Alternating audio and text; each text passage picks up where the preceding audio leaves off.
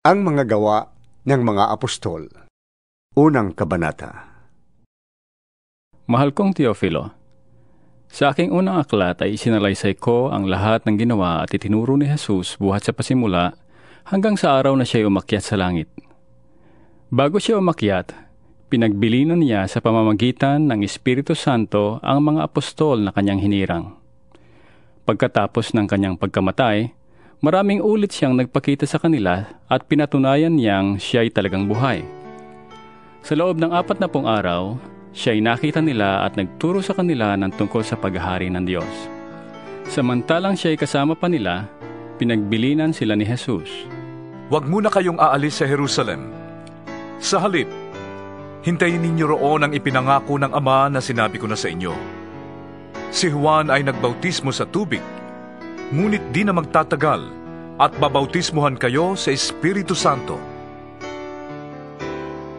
Nang muling magkatipon si Jesus at ang mga alagad, nagtanong sila kay Jesus. Panginoon, itatatag na po ba ninyong muli ngayon ang kaharian ng Israel? Sumagot si Jesus, Ang mga panahon at pagkakataon ay itinakda ng Ama sa kanyang sariling kapangyarihan, at hindi na kailangan pang malaman ninyo kung kailan yon.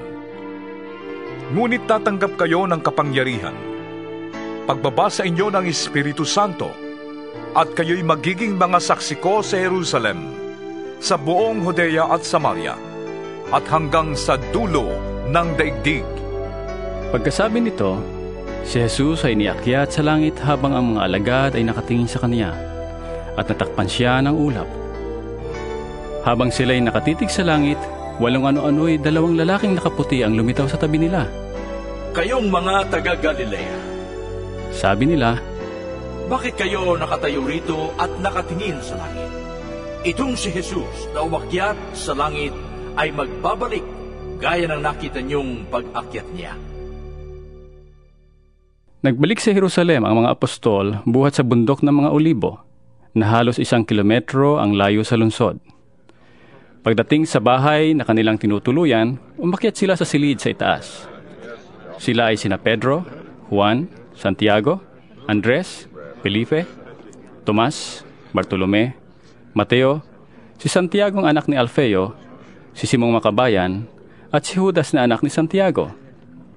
Lagi silang nagsasama-sama sa pananalangin kasama ang mga babae at si Mariang ina ni Jesus. Gayon din ang mga kapatid ni Jesus. Makalipas ang ilang araw, nang nagkakatipon ang may 120 kapatid, tumindig sa harap nila si Pedro at nagsalita. Mga kapatid, kailangang matupad ang sinasabi sa kasulatan na ipinahayag ng Espiritu Santo sa pamamagitan ni David tungkol kay Judas, na nanguna sa mga dumakip kay Jesus. Si Judas ay isa sa amin at naging kasama namin sa paglilingkod. Ang kabayaran sa kanyang pagtataksil ay ibinili niya ng lupa. Doon siya nahulog ng patiwarik at sumabog ang kanyang tiyan at lumabas ang kanyang bituka. Nabalita iyon sa buong Jerusalem, kaya nga't ang lupang iyon ay tinawag na Akeldama sa kanilang wika, na ang ibig sabihin ay bukid ng dugo. Sinabi pa ni Pedro, Nasusulat sa aklat ng mga awit, ang tirahan niya'y tuluyang layuan, at huwag nang tirhan ninuman. Nasusulat din, ibigay sa iba ang kanyang tungkulin. Kaya't dapat tayong pumili ng isang makakasama namin bilang saksi sa muling pagkabuhay ni Jesus. Kailangang siya'y isa sa mga kasakasama namin sa buong panahong kasama kami ng Panginoong Jesus, mula ng bautismuhan ni Juan si Jesus, hanggang sa siya'y iniakyat sa langit. Pumili sila ng 2 lalaki, si Matias at si Jose na tinatawag na Barsabas at kilala rin sa pangalang Justo. Pagkatapos, sila'y nanalangin. Panginoon, alam ninyo kung anong nasa puso ng lahat ng tao. Ipakita po ninyo sa amin kung sino sa 2 ito ang inyong pinili upang maging apostol, nagaganap sa tungkuling tinalikdan ni Judas nang siya'y pumunta sa lugar na nararapat sa kanya. Nagpalabunutan sila at si Matias ang napili.